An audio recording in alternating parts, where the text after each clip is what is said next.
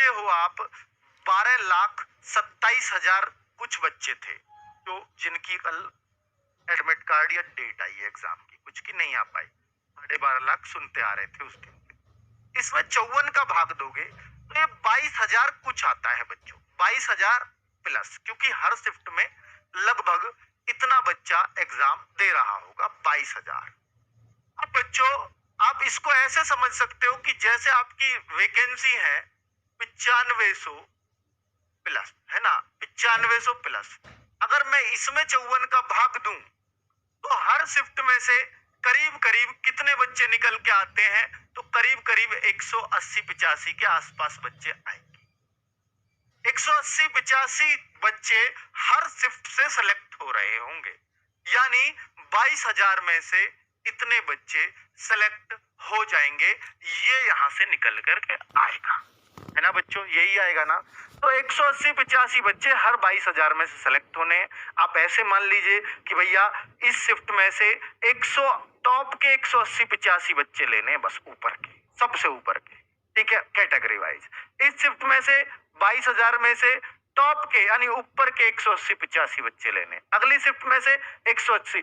अगर ऐसे भी मेरिट लगा दें तो ये समझ लीजिए ये भी एक प्रकार से इक्वलाइजेशन हो गया। लेकिन इसमें बच्चों के सवाल क्या होते कोर्ट के सामने, वो ये कहते कि भैया ऐसा भी तो हो सकता है मेरी शिफ्ट में होशियार बच्चे बैठ गए हो सारे और इसकी शिफ्ट में सारे कमजोर, तो इनको तो बड़ा फायदा हो गया, इनकी में जब भी 180 झटने, हमारी में सारे होशियार आ गए, मेरी में से फिर 180। तो बच्चे यहाँ इनको उलझा देते।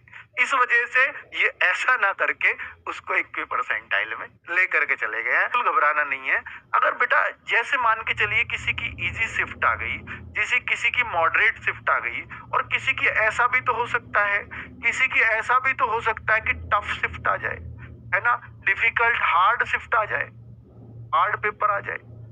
तीन ही तरह के लेवल होते हैं।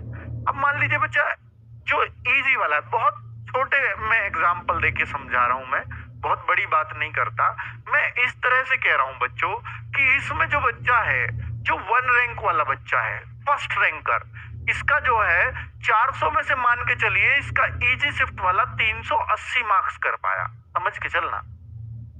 जो मॉडरेट शिफ्ट वाला है वो 385 मार्क्स कर पा रहा है, और जो हार्ड शिफ्ट वाला बच्चा है वो जो है वो हार्ड शिफ्ट वाला तो बेचारा बेटा 310 ही हाईएस्ट पेपर में कर पाया, हाईएस्ट कर पाया।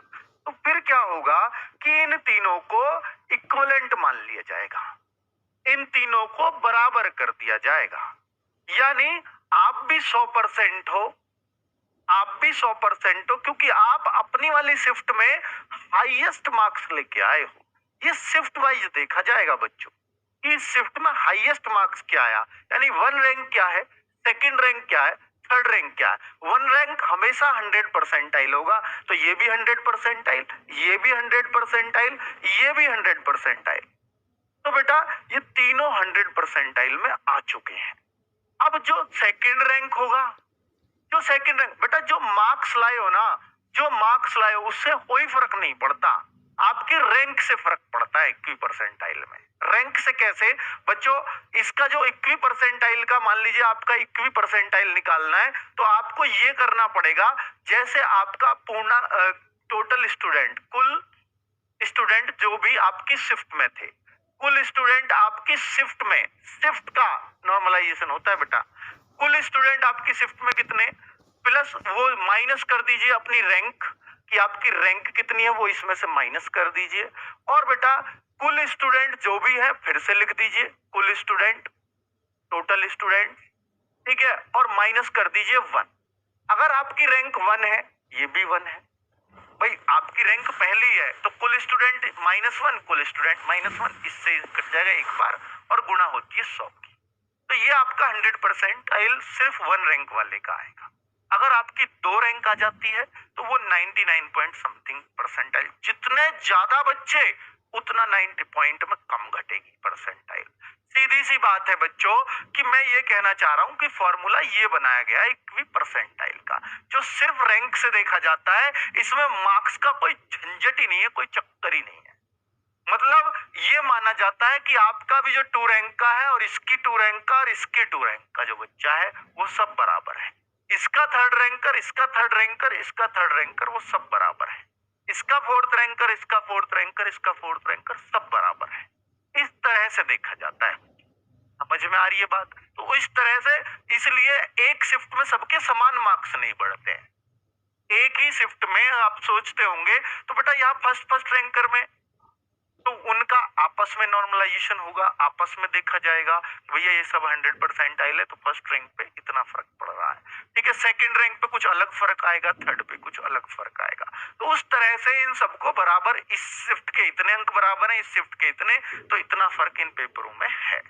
बच्चों इस तरह से नॉर्मलाइजेशन सब्जेक्ट वाइज भी किया जाता है, क्योंकि यहाँ सब्जेक्ट वाइज पास होना है। इस शिफ्ट में हाईएस्ट मैथ्स में कितना है, इसमें कितना हाईएस्ट 1 रैंकर मैथ्स में, इसमें मैथ्स में कितना, उन सब को बराबर माना जाएगा पहले वाले।